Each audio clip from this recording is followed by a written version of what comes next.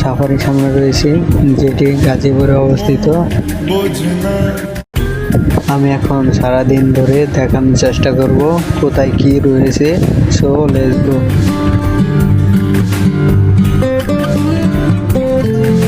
গাজীপুর জেলা শ্রীপুর ইউনিয়নাধীন মাওনা উপজেলায় অবস্থিত। এই পাহাড়টি ৩,৮১০ একর সাফারি পাহাড়টি বহন করলে সিংহ, হাতি, জেব্রা এবং নানান ধরনের প্রাণী দেখতে পারবেন। বিভিন্ন জায়গা থেকে এই সাফারি পার্কে আসতে পারবেন। ঢাকা থেকে এসে পড়বেন মাওনা চৌরাস্তা। মাওনা চৌরাস্তায় এসে তাকুয়া পরিবহনে উঠে পড়বেন। মাওনা চৌরাস্তা থেকে বাগের বাজার 40 টাকা। ময়মনসিংহ যে কোনো রুটে যেতে পারবেন বাগের বাজার।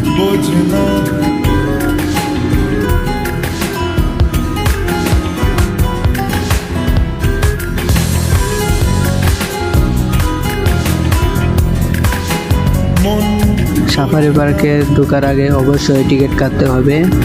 এখানে কিন্তু প্রবেশ মূল্য দিয়ে দিছে।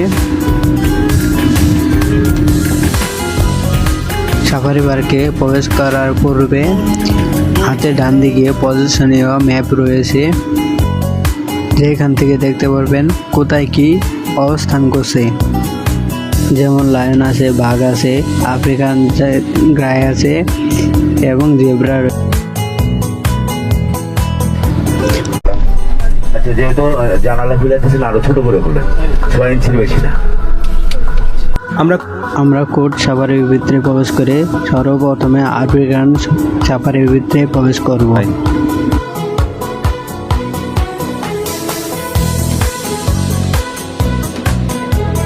সামনে কিন্তু আরেকটা প্রাণী আছে, বড় সাইজের, যেটা ব্রাউন কালার, এটার নাম হচ্ছে কমন লেক। কালো কালার, ওটার নাম হচ্ছে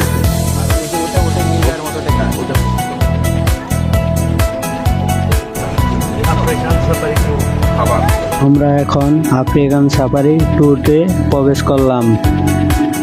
আফ্রিকান সাফারির ভিতরে প্রবেশ করে যে প্রাণীটি দেখতে পাচ্ছেন, এটির নাম হলো উল্টিব্রেস এবং সাথে কিছু বানর রয়েছে।